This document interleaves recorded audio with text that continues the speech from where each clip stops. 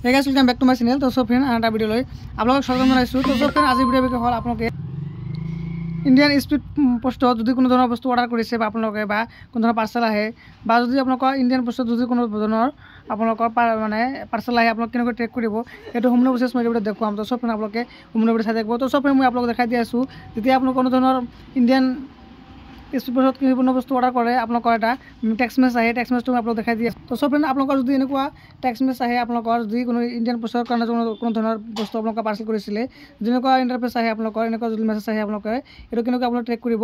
তো আপোনালোকে কি কৰিব, এইটো মেছেজটো যিটো তাতে ক্লিক কৰিব, মেছেজটো আপোনালোকে ক্লিক কৰি দিয়াৰ পিছত চব ফ্ৰেণ্ড এনেকুৱা ইণ্টাৰফেচ আহিব।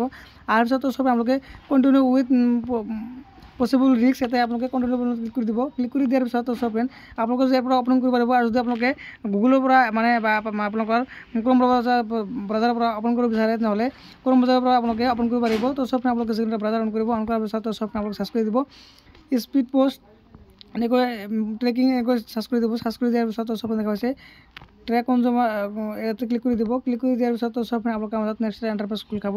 তাৰপিছত চব আপোনালোকে কি কৰিব, প্ৰফাইলত দেখা পাইছে আপোনালোকৰ কনজাইনমেণ্ট আৰু ৰিফাণ্ড নাম্বাৰ। আপোনালোকৰ যিটো কনজাইনমেণ্ট নাম্বাৰ আছিল এটা আপোনালোকে বহাই দিব লাগিব। মোৰ যিটো কনজাইনমেণ্ট নাম্বাৰ আছিল মই এটা আপোনালোকক বহাই দি আছোঁ। কনজাইনমেণ্টটো বহাই দিয়াৰ পিছত চব আপোনালোকে ইয়াতে 14 কৈ আপোনালোকৰ কেপচাটো বহাব। কেপচাটো বহাৰ পিছত মই আপোনালোকক দেখাই দি আছোঁ কেনেকৈ। তো চব আপোনালোকৰ ইয়াতে কোনজন নাম্বাৰটো বহাই কিনে আপোনালোকে ইয়াতে কেপচাটোকে বহাব। বহাৰ পিছত আপোনালোকে কি কৰিব, চাৰ্চ বাটনত ক্লিক কৰি দিব। ক্লিক কৰি দিয়াৰ পিছত চব আপোনালোকৰ পেজটো অলপ লোডিং ল'ব। লোডিং লোৱাৰ পিছত চব আপোনালোকৰ যি ইণ্ডিয়ান পোষ্টৰ যিটো আপোনাৰ ট্ৰেক নাম্বাৰ আছিলে সেই ট্ৰেক নাম্বাৰটো আহি যাব। দেখা পাইছে আপোনালোকৰ মই লাভটো দেখাই দিলোঁ। আপোনালোকৰ মানে কিমান তাৰিখত আপোনালোকৰ অৰ্ডাৰ হৈছিলে অৰ্ডাৰ ডেটটো আহি যাব। আপোনালোকৰ মানে কোনটো অফিচত কিমান তাৰিখত আহিছে এইটো আহি যাব।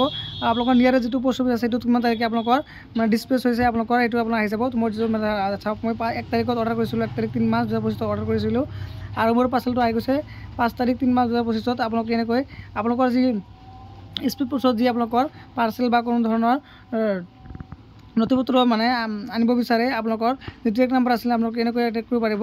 চব ফ্ৰেণ্ড, আশা কৰোঁ আপোনালোকৰ ভিডিঅ'টো ভাল লাগিছে। তো চব ফ্ৰেণ্ড, যদি ভিডিঅ'টো ভাল লাগে মোৰ ভিডিঅ'টো লাইক কৰিব, শ্বেয়াৰ কৰিব আৰু সদায় নতুন ভিডিঅ' পাবলৈ মোৰ চেনেলটো ছাবস্ক্ৰাইব কৰিব নাপাহৰিব। থেংক ইউ ফৰ ৱাচিং মাই ভিডিঅ'।